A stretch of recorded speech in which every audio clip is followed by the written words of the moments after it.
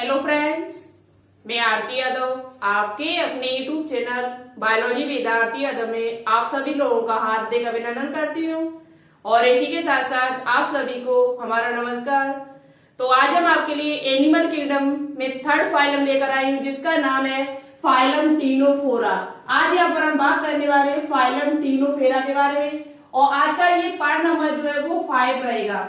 Part number 5 में आज हम आपको टीनोफोरा के बारे में बताएंगे। पार्ट नंबर 4 में हमने आपको सीलेंट्रेटा या निडेरिया फिनिश किया है। 2 फाइलम हमारे फिनिश हो चुके हैं, फाइलम पोरिफेरा और फाइलम सीलेंट्रेटा।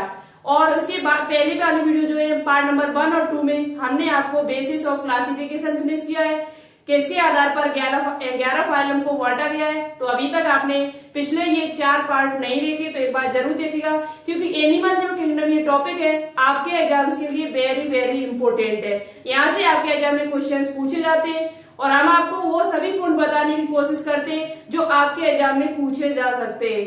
तो लगातार हमारे साथ वीडियो को देखते रहना। आज का जो टॉपिक है आपके एग्जाम्स के लिए वेरी वेरी इंपॉर्टेंट है। तो चलिए टाइम न वेस्ट करते हुए स्टार्ट करते हैं आज की वीडियो को। आपसे सिर्फ इतना कहना है, यदि हमारा कंटेंट आपको अच्छा लग रहा हो, कुछ समझ में आ रहा है, आप कुछ नया सीखने को आपको मिल रहा हो, तो प्लीज इस चैनल को अपने दोस्तों के साथ शेयर जरूर करें। दोस्तों के साथ शेयर करें और अभी आप हमसे न्यू जुड़ रहे हैं तो प्लीज इस चैनल को सब्सक्राइब जरूर कर लें। सब्सक्राइब करने के साथ साथ बेल आइकन को प्रेस ऑल पर क्लिक कर लें, जिससे आने वाली वीडियो को जो नोटिफिकेशन है वो आपके पास टाइम टू टाइम पहुंचते रहे। तो चलिए स्टार्ट करते हैं आज के टॉपिक को। क्या आज का टॉपिक हमारा टीनोफोरा। तो बहुत ही बेसिक से चलेंगे। पहले तो सबसे पहले बात करते हैं कि टीनोफोरा एक ग्रीक भाषा का शब्द है। जो टीनोफोरा है वो आपका एक ग्रीक भाषा का शब्द है और ये 2 शब्दों से मिलकर बना है। कितने शब्दों से? 2 शब्दों, tin plus forces, tin plus forces. ठीक है। टीन का मतलब क्या होता है? जो टीन होता है उसका मतलब होता है कोम। क्या होता है? कोम। और फेरस का मतलब है टू वियर, टू वियर। कोम का मतलब होता है कंकत। कोम का मतलब वैसे तो आपने कंगा सुना होगा जिससे बाल काटे जाते हैं, उसी प्रकार से इसका मतलब होता है कंकत। और टू वियर का मतलब होता है धारण करना। क्या करना? धारण करना। टू वियर का मतलब क्या होता है? धारण करना। इसका मतलब हुआ टीनोफोरा है वो 2 शब्दों से मिलकर बना है, टीन प्लस फोरस। टीन का मतलब होता है कोम और फोरस का मतलब होता है टू वियर यानी कि धारण करना, यानी कंकत धारण करने वाले। तो इनका एक सबसे विशेष लक्षण यही है आपका कि इनमें कंकत पाए जाते हैं। क्या पाए जाते हैं? इनमें कंकत पट्टिकाएं पाई जाती है। तो इनका ये विशेष लक्षण है। जिस प्रकार से हमने आपको बताया था संघ पोरिफेरा में छिद्र पाए जाते हैं, संघ सीलेंट्रेटा में दंश कोशिकाएं पाई जाती है जिसे निडोसाइड कहा जाता है, उसी प्रकार से संघ टीनोफोरा में कंकत पट्टिकाएं पाई जाती है। तो ये इनका एक विशेष लक्षण है। कैसा लक्षण है? विशेष लक्षण है। तो अब बात करते हैं जो टीनोफोरा है इसे और किस नाम से जाना जाता है। तो एक तो देखो इसे कहा जाता है समुद्री अखरोट। जो टीनोफोरा है इसे समुद्री अखरोट जिसे इंग्लिश में कहा जाता है सी वॉलनट, सी वॉलनट। और या इसे कहा जाता है कंकत जेली, कोम जेली के नाम से भी जाना जाता है। कंकत, ये नाम आपसे पूछे जा सकते हैं। कंकत जेली किसका नाम है? कंकत जेली या कोम्ब जेली के नाम से भी जाना जाता है, नाम से भी जाना जाता है। किसे? टीनोफोरा को। संघ टीनोफोरा को समुद्री अखरोट या कंकत जेली के नाम यानी कोम्ब जेली के नाम से या सी वॉलनट के नाम से जाना जाता है। तो ये सबसे एक अच्छी बात है, आपको याद कर लेनी है कि टीनोफोरा को और किस नाम से जाना जाता है। तो इसे समुद्री अखरोट या कंकत जेली के नाम से जाना जाता है। एक बात आपसे और बतानी है कि ये जो संघ टीनोफोरा था इसे पहले सीलेंट्रेटा में रखा गया था। संघ टीनोफोरा को पहले सीलेंट्रेटा के अंतर्गत रखा गया था। इसके अंतर्गत जो जीव आते थे उनको सीलेंट्रेटा में रखा गया, लेकिन इनमें कुछ अलग लक्षण होने की वजह से इसको फिर बाद में अलग किया गया है। टीनोफोरा को पहले सर्वप्रथम आपका सीलेंट्रेटा में ही रखा गया था। किसमें रखा गया था? सीलेंट्रेटा में। इसे सबसे पहले जो जगह दी थी वो कहां पर मिली थी? सीलेंट्रेटा के अंतर्गत। सीलेंट्रेटा के अंतर्गत इसे अंतर्गत रखा गया था। किसके अंतर्गत रखा गया था? सीलिन डेटा के अंतर्गत पहले रखा गया था, लेकिन बाद में कुछ लक्षण अलग होने के कारण, लेकिन बाद में इसे अलग संघ दिया गया है, अलग संघ दिया गया, अलग संघ में रख दिया गया। क्यों? क्योंकि इसमें कुछ लक्षण ऐसे देखे गए कि जो अलग थे। कैसे अलग थे? जैसे कि सीलन डेटा में आपने देखा था कि इनमें दंश कोशिकाएं पाई जाती, लेकिन टीनोफोरा में किसी प्रकार की कोई दंश कोशिकाएं नहीं पाई जाती है।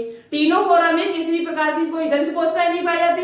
वो जो सीलन डेटा वाले जो जीव थे वो आपके समुद्र में भी थे और फ्रेश वाटर में भी थे, लेकिन ये जो टीनोफोरा के अंतर्गत जो जीव आते हैं ये सभी आपके समुद्री होते। कैसे होते? समुद्रीवासी होते। समुद्र, इनका जो आवास है वो कैसा है? समुद्रवासी, समुद्री होते हैं। कैसे होते? समुद्री। तो आपको पता चल गया होगा समुद्री होते हैं, ठीक है। यानी कि टीनोफोरा के अंदर जो जीव आते हैं वो सभी कैसे होते हैं? समुद्री होते हैं। मरीन वाटर इनमें पाए जाते हैं, लेकिन जो आपके सीलन डेटा में थे वो आपके किसमें? समुद्र में भी पाए जाते थे और फ्रेश वाटर में, जैसे कि हाइड्रा जो आपका है वो स्वच्छ जल में पाया जाता है। लेकिन टीनोफोरा में क्या थे? ये सभी आपके किसमें पाए जाते हैं? समुद्र में पाए जाते हैं। एक बात आपसे और बोलनी है कि टीनोफोरा में एक विशेष लक्षण पाया जाता है, वो क्या आपका?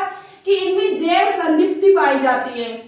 देखो अभी हम पूरा डिटेल से बात करेंगे, इनमें समिति कैसी होती है, जनन स्तर कैसा इनका होता है, पूरा डिटेल से चर्चा करेंगे, ठीक है।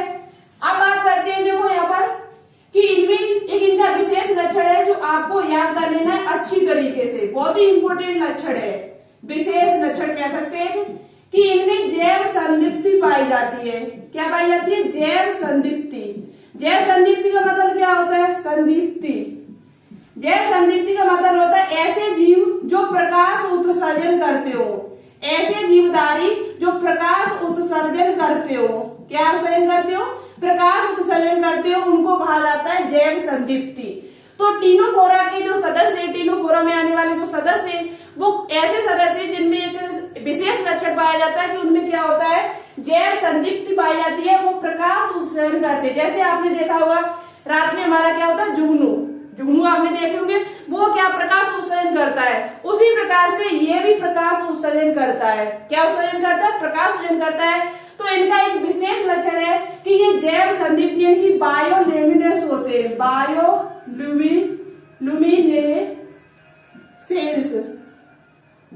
बायोल्यूमिनेसेंस कहे जाते हैं, इनकी इनमें जैव संदिग्धि पाई जाती है। ये प्रकाश उत्सर्जन करते हैं। तो आपसे पूछा जा सकता है ऐसा फाइलम कौन सा है जिसमें जैव संदिग्धि पाई जाती है जो प्रकाश उत्सर्जन करते हैं? तो वो आपके कौन से होते हैं? संघ टीनोफोरा के सदस्य होते हैं। किसके सदस्य होते हैं? संघ टीनोफोरा के सदस्य होते हैं। अब बात करते हैं इनकी क्या उनका ऊतक स्तर कैसा होता है। इनका ऊतक स्तर कैसा होता है? देखो सबसे पहले बात करते हैं शरीर संगठन कैसा होता है। शरीर संगठन कैसा होता है? तो देखो पॉलीफेरा में जो था वो क्या था? आपका कोशिकीय स्तर था, जबकि सीलेट डेटा में क्या था? ऊतक स्तर था। तो सीलेट डेटा से और ये टीनोफोरा लगभग कुछ लक्षण इसके मिलते जुलते हैं। तो आपको याद कर लेना है कि टीनोफोरा में भी ऊतक स्तर पाया जाता है। कौन सा स्तर पाया जाता है? ऊतक स्तर ही पाया जाता है। टिश्यू सिस्टम इसमें कैसा स्तर है? इसका जो शरीर मिलकर बना हुआ है वो आपका ऊतकों से मिलकर बना हुआ है, ठीक है। शरीर संगठन पता चल गया, पहली बात। दूसरी बात करते हैं इनकी समिति कैसी होती है। एक डाउट है कि बच्ची का है, उन्होंने हमारे पास कमेंट भी किया था, तो उनका डाउट हम खत्म कर देते हैं। इसमें समिति कैसी होती है, सिमेट्री कैसी पाई जाती है, जो सिमेट्री होती है वो कैसी पाई जाती है। तो देखो सिमेट्री जो इनमें होती है वो आपकी अरीय समिति पाई जाती है। अब बात करते हैं, हमने आपको बताया पिछली वीडियो में, शायद हमसे गलत हो गया, मुझे तो याद नहीं है, लेकिन वो बच्ची कमेंट कर रही थी हमारे पास, शायद अनुराधा मौर्य उनका नाम था। उनका कहना है कि इसमें इकाइनोडर्मेटा में जो हमने आपको बताया था कि उसमें अरीय समिति नहीं होनी चाहिए, बल्कि उसमें द्विपार्श्व समिति होनी चाहिए। आपने बताया था कि प्लेटी एल्मिंथी से लेकर कॉर्डेटा तक द्विपार्श्व समिति होती है। तो शायद हमने वहां पर आपको बता दिया हो, या गलत है वहां पर तो सो सॉरी, हम यहाँ पर आपको अच्छे से क्लियर कर देते हैं, ठीक है। तो आप लोग याद कर लेंगे कि जो टीनोफोरा है इसकी अरीय समिति होती है। कैसी समिति होती है? रेडियल सिमेट्री इसमें पाई जाती है, अरीय समिति। अब बात करते हैं हरी समिति पाई किस में पाई जाती है, ये उनका डाउट था कि ये किस में पाई जाती है। तो कल की वीडियो में हमने आपको बताया था कि ये सिलिंड्रेटा में पाई जाती है, सिलिंड्रेटा, उसके साथ साथ ये टोनीफेरा जो आपका यही चल रहा सन, और तीसरा आपका है इकाइनोडर्मेटा। जबकि इकाइनोडर्मेटा देखा जाए तो प्लेटिहेल्मिंथी से आने वाली जो संघ है उनमें द्विपाद समिति थी, लेकिन इसमें ऐसा नहीं है। इकाइनोडर्मेटा एक बीच में आपका ऐसा संघ आ गया, बीच में जो हेमिकोडेटा से ऊपर है आपका, इसमें इकाइनोडर्मेटा में अरीय समिति पाई जाती है। और उनका कहना था कि आपने बताया नहीं पहली वाली वीडियो में, तो शायद हमने वहां पर आपको गलत बता दिया हो, इसके लिए सो सॉरी। यहाँ पर आप लोग क्लियर कर लेना कि किस किस में अरीय समिति पाई जाती है। तो सिलिंड्रेटा, टोनीफेरा और इकाइनोडर्मेटा, इन तीनों में ही आपकी अरीय समिति पाई जाती है, रेडियल सिमेट्री पाई जाती है। और रेडियल सिमेट्री का मतलब क्या होता है, तो ये हम आपको वीडियो में बता चुके हैं, सबसे पहली वाली वीडियो जो इसका बेसिस ऑफ क्लासिफिकेशन है वहां पर। जनन स्तर किसे कहते हैं, सीलोम क्या होता है, ये सब चीजें हम आपको वहां पर डिस्कस कर चुकी हूँ। तो आप लोग पिछली वीडियो जरूर देखें, तभी आपको आगे की चीजें अच्छे से समझ में आएंगी। अब बात करते हैं, तो ये चीज आपकी क्लियर हो चुकी होगी, इनमें समिति कैसी होती है। तो रेडियल सिमेट्री पाई जाती है। शरीर संगठन कैसा होता है, तो ऊतक स्तर होता है। इनका विशेष लक्षण क्या है, तो जैव संयुक्ति पाई जाती है इनमें, और साथ ही साथ उसमें कंकत कोशिका, कंकत पट्टिकाएं पाई जाती है। अब बात करते हैं इनका जनन स्तर कैसा होता है, जर्म लेयर कैसी होती है, जनन स्तर, जर्म लेयर। देखो इनकी जर्म लेयर हमने आपको पिछले में बताया था, सिलिंड्रेटा में वो डिप्लोब्लास्टिक थे, तो उसी प्रकार से ये भी डिप्लोब्लास्टिक होते, द्विकोरकी। कैसे होते, द्विकोरकी होते, यानी कि डिप्लोब्लास्टिक, डिप्लोब्लास्टिक कहे जाते, डिप्लोब्लास्टिक। ठीक है, इनका जर्म स्तर कैसा होता है, तो द्विकोरकी होता है। ठीक है, अब बात करते हैं चौथे नंबर पर, इनका जो शरीर संगठन है वो हो गया। सीलोम कैसी होती है, तो सीलोम इनकी जो होती है वो आगुही होती है। कैसी होती है, आगुही। सीलोम जो इनमें पाई जाती है वो कैसी होती है, आये सीलोमेट कहे जाते हैं। जो पीछे वाला संघ था वो भी आपका ये सीलोमेट था, और जबकि टीनोफेरा जो है वो भी आपका कैसा होता है, आगुही होता है। सीलोम क्या होता है, आप पिछली वीडियो देखें तो आपको समझ में आ जाएगा। तो ये कैसे होते हैं, ए सीलोमेट कहे जाते हैं। अब बात करते हैं, यहाँ पर हम एक बार रिवाइज करा देते हैं आपको। पॉरीफेरा जो था आपका, देखो पॉरीफेरा जो आपका है, पॉरीफेरा, एक बार ध्यान से समझना हमारी बात को, तो आपको बार बार रटना नहीं पड़ेगा। पॉरीफेरा से लेकर और प्लेटिहेल्मिन्थी तक, प्लेटिहेल्मिन्थी तक, इन दोनों में, इन यहाँ से पॉरीफेरा से लेकर और प्लेटिहेल्मिन्थी तक जो सीलोम पाई जाती है वो आपकी आगुही होती है। कैसी होती है, आगुही, यानी कि ए सीलोमेट होते हैं। जबकि एसके हेल्मिन्थीज की बात करें, एसके हेल्मिन्थीज की बात की जाए तो उसकी जो सीलोमेट होती है वो कैसी होती है, कूटगुही होती है। कैसी होती है, कूटगुही, यानी कि सीलो सीलोमेट कहे जाते हैं, कूटगुही, कूटगुही। जबकि बात की जाए उसके आगे वालों की, जो आगे एसके हेल्मिन्थीज से आगे वाले जो आपके तीसरा है एनिलिडा, एसके हेल्मिन्थीज की बात क्या आता है, एनिलिडा, फिर आर्थ्रोपोडा, फिर मोलस्का, फिर इकाइनोडर्मेटा, फिर हेमिकोडेटा, फिर कॉर्डेटा आता है। तो आपका बचा हुआ है कि एनिलिडा, एनिलिडा से लेकर और कॉर्डेटा तक, एनिलिडा से लेकर और कॉर्डेटा तक जो सीलोम पाई जाती है वो आपकी कैसी होती है, तो वो कैसी होती है, प्रगुही होती है। इनकी सीलोमेट कहे जाते हैं, प्रगुही, यानी कि इनमें सीलोमेट पाई जाती है। इनके क्या पाई जाती है, सीलोमेट इनमें पाई जाती है। तो ये आगुही होते हैं, सीलोमेट, स्यूडोसीलोमेट और सीलोमेट। तो एनिलिडा से लेकर कॉर्डेटा तक जितने भी हमारे आते हैं फाइलम वो सभी प्रगुही होते हैं, उनमें सीलोमेट पाई जाती है, सीलोम पाई जाती है, यानी कि बॉडी कैविटी पाई जाती है। और एसके हेल्मिन्थीज एक ऐसा है जिसमें कूटगुही होता है। कैसा होता है, कूटगुही होता है। और पॉलीफेरा से लेकर जो प्लेटिहेल्मिन्थीज है वो सभी कैसे होते हैं, आगुही होते हैं, इनकी ए सीलोमेट कहे जाते हैं। आप आशा करती हूँ कि आपको आगुही से क्वेश्चन आता है एग्जाम में, यानी कि सीलोम से कोई किसी प्रकार का क्वेश्चन पूछा जाता है तो आप लोग उसे पक्का सॉल्व करके आओगे। ठीक है, तो ये चीज आपको कहीं पर रफली नोट कर लेना, आपको रिवाइज बार बार नहीं करना पड़ेगा। तो इतनी बात समझ में आ गई, सीलोम कैसी होती है, आगुही होते हैं, इनकी ए सीलोमेट कहे जाते हैं। अब चलिए आगे बात करते हैं। तो देखो इतनी बात आपको समझ में आ चुकी होगी कि विशेष लक्षण इनका क्या है कि इनमें जैव संदीप्ति पाई जाती है, जो प्रकाश उत्सर्जन करते हैं। ऐसे जीवधारी इनमें आते हैं जो क्या उत्सर्जन करते हैं, प्रकाश उत्सर्जन करते हैं। क्यों करते हैं, क्योंकि इनमें जैव संदीप्ति गुण पाया जाता है, बायोलुमिनेंस पाए जाते हैं। दूसरी बात है शरीर संगठन कैसा होता है, तो ऊतक स्तर होता है। समिति कैसी होती है, तो रेडियल सिमेट्री होती है। सिमेट्री जो इनमें पाई जाती है वो कैसी होती है, अरीय। इससे पीछे वाले जो है उनमें भी कैसी थी, अरीय समिति। और बाकी बात करते हैं जनन स्तर कैसा होता है, तो द्विकोरिकी होता है। ये चीज आप लोग प्लीज अच्छे से याद कर लेना कि अरीय समिति किस किस में पाई जाती है, ना आप कंफ्यूज रहो कि ये काइनोडर्मेटा में तो हो नहीं सकता है, क्योंकि एनिलिडा में जब उधर दो पास समिति आ जाती है तो ये काइनोडर्मेटा में कैसे पहुंचेगा। तो ये एक बीच में आपका काइनोडर्मेटा ऐसा है जिसमें अरीय समिति पाई जाती है, उनकी रेडियल सिमेट्री पाई जाती है। सिलिंड्रेटा, टोनिफेरा, काइनोडर्मेटा। जन्म स्तर कैसा होता है, तो द्विकोरिकी होता है, डिप्लोब्लास्टिक कहे जाते हैं, एक्टोडर्म और एंडोडर्म से मिलकर बने होते हैं। सीलोम कैसा होता है, तो अगुई होता है। इधर बात करते हैं तो कहाँ होती है, तो पोरिफेरा से लेकर प्लेटियरमिंथीज तक अगुई होते हैं, ये सीलोमेट कहे जाते हैं। एस्केलमिंथीज यानी कूडुई होता है। एनिलिडा से लेकर कॉर्डेटा जो आपका प्रगुई होता है। अब बात करते हैं इनमें इनका शरीर योजना कैसी होती है, बॉडी प्लान कैसा होता है, बॉडी प्लान इनका बॉडी प्लान कैसा होता है, शरीर योजना कैसी होती है, तो ये ब्लाइंड शेप होते हैं। जैसे कि हमने आपको पीछे बताया था सिलिंड्रेटा में ब्लाइंड शेप मतलब अंधकोश प्रकार, अंधकोश प्रकार इनकी ब्लाइंड शेप टाइप पाया जाता है। मतलब क्या है इसका, तो इनमें जो पाचन तंत्र है वो अपूर्ण होता है, पाचन तंत्र जो होता है वो अपूर्ण होता है। इनमें परिसंचरण, पाचन तंत्र, श्वसन तंत्र ये सभी अपूर्ण होते हैं, यानी किसी प्रकार का कोई तंत्र इनमें नहीं पाया जाता है, क्योंकि अभी ऊतक ही बन के तैयार हुए। अब ऊतक से अंग बनेंगे, अंग से तब अंग तंत्र का निर्माण होगा, तो ये तो हो ही नहीं सकता कि इनमें पाचन तंत्र हो।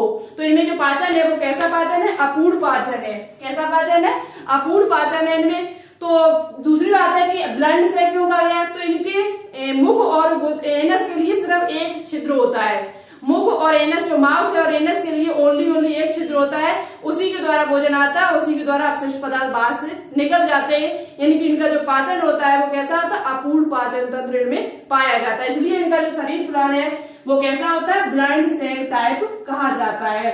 अब आगे बात करते हैं इनमें क्या होता है, इनमें जनन किस प्रकार से होता है, जनन इनमें किस प्रकार से होता है। तो देखो अब बात करते हैं इनमें पाचन कैसा होता है। पाचन की बात कर ली, उसके बाद हम आपको जनन बता देंगे। जनन बहुत ही इंपोर्टेंट है। जनन किस प्रकार का होता है, बानिसेचन होता है या अंतर्निसेचन होता है, उभयलिंग असराई होती है, एकलिंग असराई होते हैं, ये सभी चीज अभी हम यहाँ पर डिस्कस करेंगे। यहाँ पर एक बात और आपको क्लियर कर देते हैं, जो आपका सिलिंड्रेटा था उसमें भी तंत्रिका कोशिकाएं थी, यानी तंत्रिका कोशिकाएं पाई जाती थी। और उसी प्रकार से आपका जो टोनिफेरा है इसमें भी आपकी तंत्रिका कोशिकाएं पाई जाती है। क्या पाई जाती है, जो तंत्रिका सेल है आपकी तंत्रिका कोशिकाएं वो निडेरिया के समान ही होती है, निडेरिया के समान ही होती है। इनमें क्या पाई जाती है, तंत्रिका कोशिकाएं इनमें भी पाई जाती है आपकी। ठीक है, तो बात करते हैं पाचन कैसा होता है। देखो वैसे तो अपूर्ण पाचन तंत्र होता है, क्योंकि इनमें इनको क्या कहा जाता है, ब्लड शेप कहा जाता है। इनका बॉडी प्लान है वो कैसा है, ब्लड शेप टाइप का है, एक छिद्र पाया जाता है ओनली, जो ही आपका भोजन लाने का और अपशिष्ट पदार्थ बाहर निकालने का काम करता है। एलिमेंट्री जो कैनाल होती है वो कैसी होती है, अपूर्ण होती है। अंतरकोशिकीय एवं अंतराकोशिकीय पाचन पाया जाता है। इंटरसेलुलर और इंट्रासेलुलर दोनों प्रकार का इनमें पाचन पाया जाता है। बात करते हैं इनकी, ये पॉइंट आपके एग्जाम्स के लिए वेरी इंपोर्टेंट है। पूछा जाता है कि संघ टीनोफोरा के जो सदस्य हैं उनमें कितनी कंकत पट्टियां पाई जाती है, कितनी, क्योंकि इनका मतलब क्या होता है, कंकत धारण करने वाले क्या इनमें को क्या पाई जाती है, कोंब पाई जाती है, कंकत पट्टियां पाई जाती है, वो कितनी होती है आपसे संख्या पूछी जा सकती है। तो इनकी बाहरी शरीर पर 8 कंकत पट्टी सीलिया युक्त, कैसी सीलिया युक्त, अभी हम आपको फिगर दिखाएंगे यहाँ पर 8 कंकत सीलिया युक्त, इनकी पच्छामिका जिसे हिंदी में कहा जाता है, फ्लैजिला को कहा जाता है कसाविका, जबकि सीलिया का मतलब होता है पच्छामिका। तो 8 कंकत सीलिया युक्त पट्टियां पाई जाती है इनके शरीर पर। कितनी पाई जाती है, 8। ये चीज आपको याद कर लेनी है। कितनी पट्टियां पाई जाती है, 8 पट्टियां पाई जाती है। 8 कंकत सीलिया युक्त पट्टियां पाई जाती है जो गमन करने में सहायक होती है। किसमें सहायक होती है, गमन करने में सहायक होती है, यानी कि चलने में सहायक होती है। एक बात ध्यान रखना, टीनोफेरा में जितने भी सदस्य हैं वो सभी चलते यानी मूव करते, जबकि जो आपके सीलेंट्रेटा में थे उसमें कुछ मूव करते थे और कुछ मूव नहीं करते थे, इसलिए अलग किया गया ऐसे। जैव संदीप्ति इसमें पाई जाती है जबकि उसमें नहीं पाई जाती थी। इसमें ये है कि इसमें तंत्रिका कोशिका इसमें पाई जाती है तो उसमें नहीं पाई जाती थी, उसमें भी पाई जाती थी, तो ये एक समान लक्षण था। ये समुद्रवासी होते हैं पूर्णतः, लेकिन वो पूर्णतः समुद्रवासी नहीं होते हैं, ठीक है। तो इनमें क्या है, इनके बाहरी शरीर पर 8 कंकड़ पट्टियां पाई जाती, जबकि उनमें क्या पाई जाती थी, दंश कोशिकाएं। सीलेंट्रेटा में क्या पाई जाती थी, दंश कोशिकाएं पाई जाती थी। इनमें क्या पाई जाती है, कंटिकाएं पाई जाती है। क्या पाई जाती है, कंटिकाएं पाई जाती है, जिनकी संख्या 2 होती है। कितनी होती है, 2। पूछा जा सकता है कि टीनोफेरा के सदस्यों में कंटिकाएं कितनी होती है, तो 2 कंटिकाएं होती है और इनमें कितनी पट्टियां होती है, तो 8 होती है, जिनके बीच बीच में आपको सीलिया दिखाई दे रहे होंगे। क्या दिखाई दे रहा है, सीलिया। और ये सीलिया का काम क्या होता है, गमन करना। सीलिया का काम क्या होता है, गमन करना। किसी जीव जो सीलिया जो जीव होते हैं वो उनके चलने में सहायक होती है, चलने में, भोजन को पकड़ने में सहायक होती है। तो ये 8 कंकड़ पट्टियां पाई जाती है जो गमन में सहायक होती है। आपको इधर 4 दिखाई दे रही है, 1 2 3 4 पीछे की साइड होंगे, तो इस प्रकार से 8 पट्टियां होती है। ये आपकी क्या होती है, कंकड़ पट्टियां इनको कहा जाता है। क्या कहा जाता है, कंकड़ पट्टियां। इनमें एक कोशिका पाई जाती है जिस कोशिका का नाम है कोलोब्लास्ट कोशिका। क्या कोशिका का नाम है, कोलोब्लास्ट कोशिका, या इसे हिंदी में कहा जाता है लस्सो कोशिकाएं। ये जो आपको बीच में कोशिकाएं दिखाई दे रही है, जो टेंटिकल्स कंटिकाएं जो आपको दिखाई है, 2 कंटिकाएं, उनके ऊपर एक कोशिका पाई जाती है जिसका नाम है क्या, कोलोब्लास्ट कोशिका, या जिसे कहा जाता है लस्सो कोशिकाएं, जिनका काम होता है भोजन को पकड़ने में सहायक। भोजन को पकड़ने में ये सहायक होती है। किसको पकड़ने में सहायक होती है, तो आपसे पूछा जा सकता है कि टीनोफोरा में ये जो चित्र जो हमने आपको फिगर बनाया हुआ है, ये टीनोप्लाना का फिगर है। और टीनोप्लाना किसके अंतर्गत आता है, तो ये टीनोफोरा के अंतर्गत आता है। और भी सदस्य जो अभी हम आपको लास्ट में बताएंगे चल के, जो उदाहरण इंपोर्टेंट है वो अभी हम आपको लास्ट में बताएंगे, तो लास्ट तक हमारे साथ बने रहना। बात करते हैं ये फिगर किसका है, टीनोप्लाना का। तो टीनोप्लाना में क्या होती है, जो ये लस्सो कोशिकाएं पाई जाती है जो भोजन को पकड़ने में सहायक है। किसे सहायक है, भोजन को पकड़ने में सहायक होती है। तो आपको ये फिगर समझ में आ चुका होगा। हमारे हिसाब से टीनोप्लाना का फिगर है ये।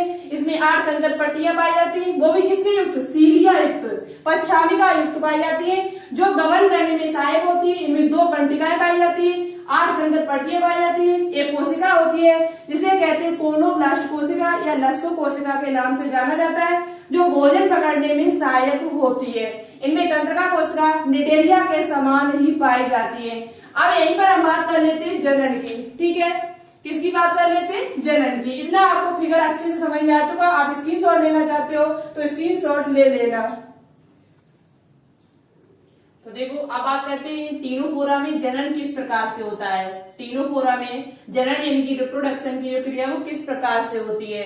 तो हमने अभी आपको पहले ही बता दिया था कि इनमें तंत्रिका तंत्र होता है, वो निडेरिया के, सॉरी तंत्र नहीं कह सकते, तंत्रिका कोशिका जो होती है, एक ही जो कोशिका पाई जाती है वो निडेरिया के समान होती है। पाचन तंत्र, परिसंचरण, श्वसन तंत्र ये सभी अनुपस्थित होते हैं। इनमें दंश कोशिकाएं नहीं पाई जाती, जबकि सीलेंट्रेटा में क्या थी, आपकी दंश कोशिकाएं पाई जाती थी, ठीक है। तो इतने पॉइंट आपको अच्छी तरीके से क्लियर हो गए होंगे। अब बात करते हैं जनन की। तो इनमें जनन किस प्रकार से होता है, तो इनमें मुख्यतः लैंगिक जनन पाया जाता है। वेरी वेरी इंपोर्टेंट पॉइंट है ये।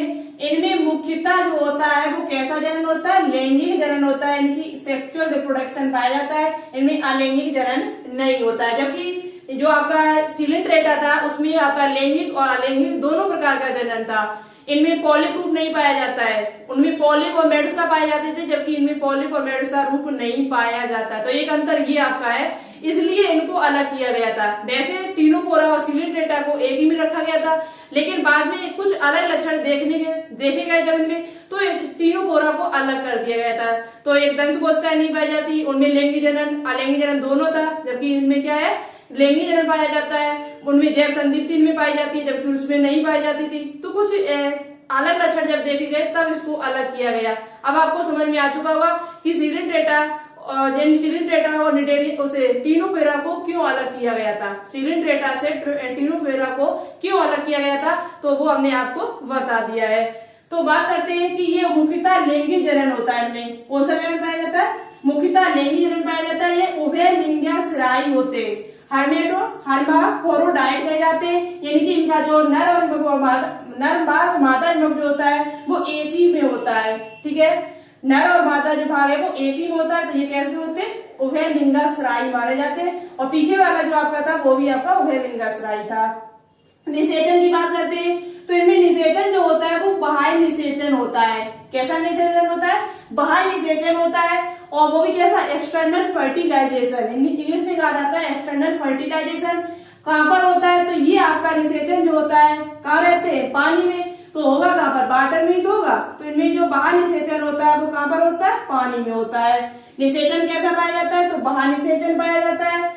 इनमें अप्रत्यक्ष परिवर्तन होता है, यानी कि इनडायरेक्ट डेवलपमेंट पाया जाता है। कैसे, मतलब क्या होता है, यानी कि सबसे पहले इसमें युग्मक मिलेंगे, लैंगिक जनन है तो युग्मक मिलेंगे, नर मादा युग्मक, युग्मनज बनेगा। युग्मनज से ये क्या होता है, लार्वा में परिवर्तित होता है। युग्मनज से ये क्या होता है, युग्मनज से पहले लार्वा बनता है, और लार्वा से तब कहीं ये वयस्क बनता है, तब कहीं ये वयस्क में परिवर्तित, एडल्ट में परिवर्तित होता है। इसलिए इसे क्या क्या कहा जाता है, यहाँ पर जो कहा जाता है इनमें अप्रत्यक्ष परिवर्तन होता है, इनकी इनडायरेक्ट डेवलपमेंट पाया जाता है। यही आपका पिछले वाले में था, जो सीगन डेटा है उसमें भी आपका अप्रत्यक्ष परिवर्तन पाया जाता था। सबसे पहले यानी युग्मनज से उससे लार्वा में चेंज होगा, लार्वा से तब वयस्क कहीं बनेगा जाके, तो इसे कहा जाता है इनडायरेक्ट डेवलपमेंट। ये पॉइंट बहुत ही इंपोर्टेंट है, आपसे पूछा जा सकता है कि अप्रत्यक्ष परिवर्तन किस किस में पाया जाता है। तो अभी तक आपने सीगन डेटा में देखा, उसके बाद आपने किस में देखा, टोनीफेरा में देखा। किसमें देखा, टोनीफेरा में, टीनोफेरा में। ठीक है, अब आप करते हैं इनकी जो लार्वा होता है उस लार्वा का नाम क्या है, उस लार्वा को कहा जाता है सीड लार्वा। इनमें जो लार्वा पाया जाता है उस लार्वा को जो नाम रखा गया है वो क्या नाम है, सीड के नाम से जाना जाता है। उस लार्वा को किस नाम से जाना जाता है, सीड नाम के नाम से जाना जाता है। जैसे मेढक के लार्वा को टेडपोल कहा जाता है, मेढक का जो लार्वा होता है उसे क्या कहा जाता है, टेडपोल कहा जाता है। उसी प्रकार से जो आपका टीनोफेरा के जो सदस्य उनके लार्वा को क्या कहा जाता है, तो उसे सीड नाम के लार्वा से जाना जाता है। अब बचे हुए आपके ओनली उदाहरण, टीनोफेरा के अंतर्गत कौन कौन से जीव आते हैं, तो टीनोपिलाना सबसे पहले हमने बात की थी इस पर, प्लूरो, ब्रैकिया और हार्मीफोरा, ये तीनों ही आपके किसके अंतर्गत आते हैं, टीनोफेरा के अंतर्गत आते हैं। तो ये इसके मुख्यतः उदाहरण है, आप लोग इनको अच्छे से याद कर लें, आपसे एग्जाम में पूछे जा सकते हैं। तो आपको समझ में आ चुका होगा जनन कैसा होता है, तो मुख्यतः लैंगिक जनन होता है। कैसे होते हैं, तो उभयलिंगाश्रायी होते हैं, हर्मेफ्रोडाइट होते हैं। निषेचन कैसा होता है, तो बाह्य निषेचन होता है, वाटर में होता है। इनमें परिवर्तन कैसा होता है, तो अप्रत्यक्ष परिवर्तन पाया जाता है। इनके लार्वा का नाम क्या है, तो इनके लार्वा का नाम है सीड लार्वा। इनमें कौन कौन से जीव आते हैं, तो टीनोपिलाना, प्लूरोब्रैकिया और हार्मीफोरा आते हैं। तो आज आपका ये टीनोफेरा जो हुआ वो फिनिश हुआ।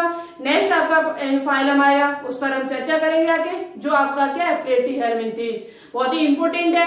और आपको सभी फाइलम अच्छी तरीके से आने चाहिए यदि एग्जाम में आपको अच्छे नंबर लाने की 2021 में आपको सिलेक्शन लेना है, तो आपको सभी चीजें आनी चाहिए। ठीक है, कैसा लगा आज का टॉपिक कमेंट बॉक्स में कमेंट करके जरूर बताएं। कोई चीज आपको समझ में ना आई हो तो आप कमेंट बॉक्स में कमेंट करके लिख सकते हो, कोई डाउट हो तो आप लिखिए, हम उसे सॉल्व करेंगे। ठीक है, तो इसमें हमने आपको बताया ये समिति कैसी होती है। आपका होमवर्क जो है वो आपको बताना होगा इनकी समिति कैसी होती है, इनमें सीलोम कैसी पाई जाती है, शरीर संगठन कैसा होता है, इनकी जनन स्तर कैसा होता है इनमें, और इनमें कौन कौन से जीव आते हैं। ये चीज आप लोग कमेंट बॉक्स में कमेंट करके जरूर बताएं। इनमें कंकित पट्टियां कैसी होती है, कितनी पाई जाती है, कंटिकाएं कितनी पाई जाती है, ये चीज आप लोग कमेंट बॉक्स में कमेंट करके जरूर बताएं हमें, जिससे आपका रिवाइज हो जाएगा।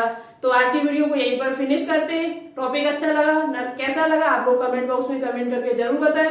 यदि आप लोग न्यू जुड़ रहे हैं तो प्लीज इस चैनल को सब्सक्राइब जरूर कर लें। सब्सक्राइब करने के साथ साथ वीडियो को शेयर कर दिया करो दोस्तों के साथ, जो और भी लोगों की यहाँ पर तैयारी हो सके। कंटेंट अच्छा लग रहा हो, आपको कुछ समझ में आ रहा हो तो प्लीज इस वीडियो को लाइक जरूर करें। ठीक है, तो चलिए आज के लिए इतना ही रखते हैं, मिलते हैं नए टॉपिक के साथ, प्लेटीहेल्मिन्थेस, जो बहुत ही इंपॉर्टेंट है आपके एग्जाम्स के लिए। तो ओके, थैंक्स, जय हिंद, जय भारत।